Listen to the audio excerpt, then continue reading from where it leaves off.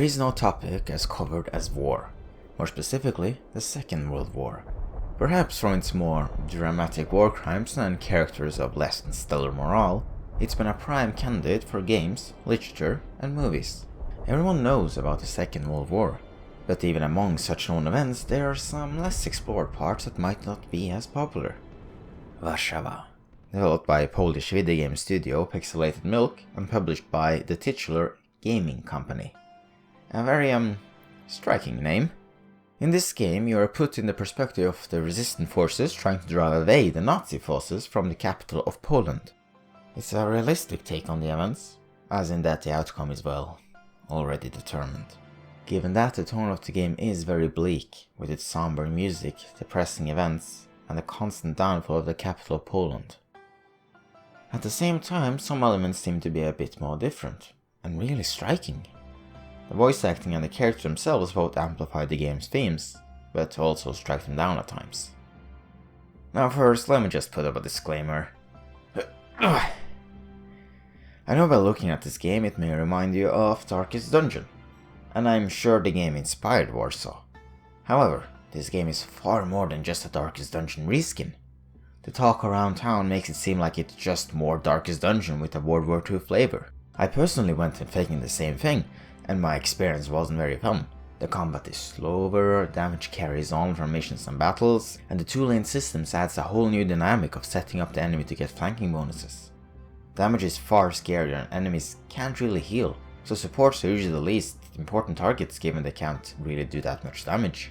In addition, enemies really struggle when they get out of position, far more than in Darkest Dungeon. If you play Warsaw like Darkest Dungeon, you will fail. You'll be frustrated. But if you play it like a brand new game, you will have a great time. Give it a try for yourself and you'll know what I mean. Now this video isn't about the differences between Warsaw and Darkest Dungeon, so I can't go into further detail. But please, let us try to look Warsaw as its own thing. I know you can do it. Let's move on by really showing the mood of Warsaw. And I want to briefly touch in on the game's art style. It is perfect for what it's trying to be. The graphics are hand-painted, but they all depict a ruined state, broken down by the war. It has this sad beauty to it. The dull colors, broken furniture, and the stark light adding that contrast. The overworld map is just detailed enough to be visually interesting, but it lacks lively colors and it feels empty, hollow. A shell of a former city. A former home for so many people. Speaking of the map, it's where you will get in contact with everything in the game. The game works in the way that you have your roster of heroes and volunteers, and you send them on various missions ranging from repelling Nazi forces, aiding the civilians, finding supplies, killing high-value Nazi officers, or other more personal missions. On the overworld map, you move your token and explore the cities. There are 3 types of encounters: supply boxes, events, and enemy patrols.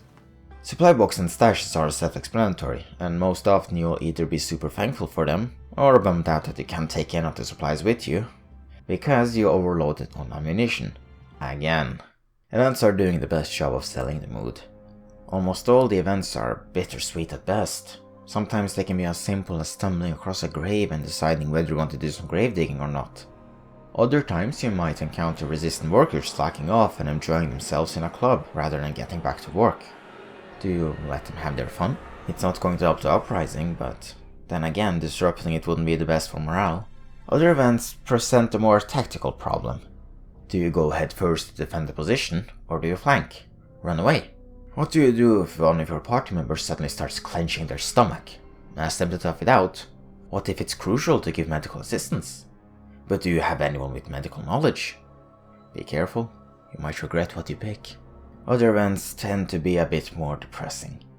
Like when you stumble across a gravesite and an old woman asks to no one, is it worth it?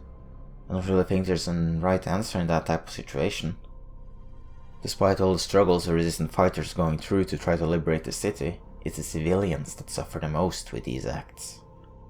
If it's worth it in the end is a tough question. What about when a bunch of civilians gather around your base, nowhere else to go? Among them is one shaky and unstable man, with a loaded firearm. You can knock him out, but that might get one of your soldiers killed.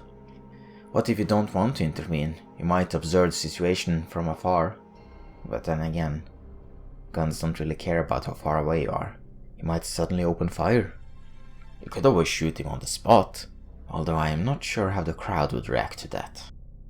In my attempt I tried to calm him down, as it looked like it was the least lethal option. Sure enough, it wasn't lethal for me. Can't say the same thing about the bystanders. The most impactful part is that after you finish a mission, you see the population numbers of Warsaw dwindle by the thousands. Win or lose, the casualties don't stop. You can't win. The sentiment is shared with the battles. Sure, you might win a few of them, but you can't win the war. You're at a constant uphill battle, the enemies outnumber you, they have more advanced gear and machinery. If you are even to receive a glimpse of success, you have to make sacrifices. In gameplay terms, this means the battles are long and drawn out, which really does fit the mood. In actuality, it hammers it in even further. The game also has this stamina system, where the abilities cost a certain amount of stamina, between 0 to 3. You might be able to use the same unit multiple times, but they will suffer penalties like reduced aim or taking more damage. Eventually, at 0 stamina they can't do anything. While adding strategic depth, this also helps thematically. As rock paper shotgun writer Nick Rubin put it, tactically it stops you relying on repeating certain plays. Thematically, it means battles feel more hopeless, and the combatants more wary as they progress. The whole article will be in the description, I highly recommend reading it. While it may be tedious at times, I believe it mostly works in the game's favor. The enemies also look very intimidating. Their eyes are covered up, removing a lot of their humanity. Hearing that and knowing you are dragged into a battle never fails to worry me. You can easily tell they're evil. Especially noted with them literally shooting children. I will aid you soon, comrade. Just let me take some quick shots at this Polish child. In the combat is also where we get exposed to the other part of this video, the voice acting. Stehen bleiben! In my playthrough I've grown quite fond of the game's vocal cues. They have given me associations of success and dread, which has made the game very engaging. For example, hearing the flamethrower unit laugh like a madman knows I'm a bit of a bad situation. While him going Geh in Position reassures me that I have successfully wasted his turn. There's a lot of vocal variety in the game, and I would say the performances are at worst very fitting and don't take away anything, and very memorable and distinct at their best. Another thing is that the heroes only play vocal cues when you use their signature abilities. You see, there are two different types of actions. I have dubbed them weapon actions and hero actions. Every character can equip between 1 or 2 weapons that each have their 2 actions. Using a weapon has no vocal cue, but hero actions do. Na dzień dobry w ślipia! These actions are far more distinct in most cases, ranging from taunt, repairs, buff, alternative damage methods, and heals. They really help selling the personality of the heroes. But these vocal cues, they have a big effect on the battles. Fighting a harsh battle and hearing the reassuring Trzeba to opatrzyć. feels like a quick respite among the chaos of war. The cocky nature of Kazimierz give the idea that someone is trying to keep their heads up despite the war. I co wy na to, frajerzy? Damy frycom popalić! Oj, poleje się szkopska jucha. He comes off as a very rowdy fella because of that. Franek, the young orphan messenger, sounds eager to impress and energetic. Jak nowonarodzony. Ja? Zmęczony? W życiu. Maybe he's too young to really grasp what is going on, or maybe he just wants to prove himself to the resistance, which has essentially now become his family. The sniper with the name of Anna whispers and mostly just has really short but powerful remarks. Martwy. She gives the impression that she's lethal, which she very much is. Then we have the enemies, whose voice lines are very, very well done. The Nazi grenadiers, or Panzergrenadiers, sound like the classical grunts and convey excellently that they are the lowest of the lowest ranking soldiers. Zurückgedrängt! Vorsichtig, Granate! The officers sound uptight and commanding. An die Arbeit, Soldat! You have some interesting ones as well, with the sappers with voice so deep I swear I can see anglerfish in them. In Deckung! Then you have the riflemen who sound very cheesy with their reposition skill, Der da! and equally terrifying when they shoot you. Du! Stirb! The short, aggressive shouts are surprisingly menacing for such a non-threatening enemy. It does remind me of something though. But none of them can even compare to the Gestapo officers. They genuinely impress me. I have never seen someone manage to form such a condescending, disgusting and punchable impression from just one word alone. Los. It's the way he says it. Los. Like, I can't even be bothered to put in any effort. Segueing from voice lines, when they play, you get an accompanying sprite as well.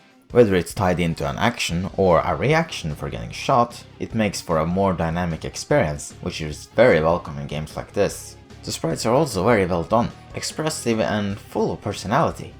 Maybe too much personality at times. Don't get me wrong, most sprites just fit in fine with a serious tone, but there are some outliers. Like with the resident mechanic Marian, who seems maybe a bit too happy to be in this fight. Eagerness to fight for a cause is one thing, but smiling when you're getting shot is a bit off-putting. While enjoying the war is a reaction that's sadly very real, Marian certainly has an interesting way of portraying it. You see, when he shoots, he forms a finger gun with one hand, while shooting the real gun with the other hand. I'm not sure what his line of thinking is. Is it like, you see, by distracting enemy with finger gun, they won't expect the real gun? You silly mechanic here, that is not a real gun. Oh good!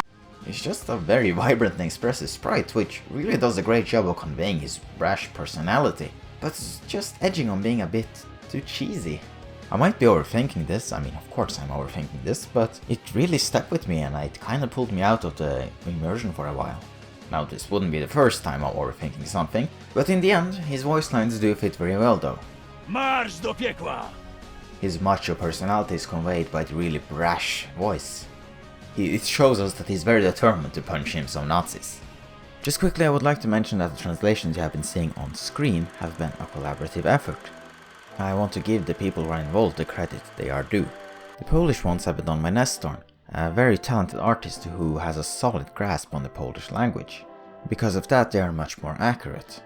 The German translations, however, have been a collaborative effort among multiple people trying to piece together a coherent translation. The people involved were my hermit friend Minimats, my dad, who knows a lot of German, and my uncle who lives in Germany. However, he's a very busy man, so he didn't really have time to translate all the lines. As of such, I can't really vouch for the accuracy of these translations. So please, if you spot any errors or mistakes, then correct me down below in the comments. Thank you. Moving on, the problem of Marian can also be applied to the Nazis. They can at times sound like cartoon villains. And I don't think this is a problem for the sake of morality, it's more so that it just contrasts so much with the tone that has been set up previously. I think one of the worst offenders is the machine gun team. They sound like the conniving underling of a major villain. Einen Augenblick! A rat just waiting for the right time to backstab the big bad. The reason I bring this up so much is that the game puts so much effort into engrossing into this somber setting, only to also include lines delivered in this over-exaggerated way, and it muddles the identity of the game and sometimes even undermines itself. The W around Operation Tempest, which followed, are both unfathomable tragedies of World War II history, and sadly they tend to be buried under events like D-Day, Stalingrad, Berlin and Pearl Harbor. Yet it's still just as important. Warsaw represents the event in a dramatized and stylized way that is still respectful, realistic and in line. Yet it still understands that it is a game and makes it an enjoyable experience, so it can still deliver impactful messages all that much better. Apart from some incredibly small outliers, Pixelated Milk know what they're doing. Thank you for watching, and thank you for your recent attention. My videos have done fairly well, except for that one. It's been very fun reading all your theories, and it's been very encouraging for me to see all this activity. I do want to reserve a special thank you to Nemo Nembose. I think that's how you pronounce your name. I'm sorry if I butchered it. He gave me this really detailed guide on how to fix my audio and make it sound better. And I hope from this video that you can tell that it has really helped. So yeah, thank you for that, and may you have a cozy evening in these trying times. Scheiße! Scheiße! He sounds so sad. Oh, this is the best one. Scheiße!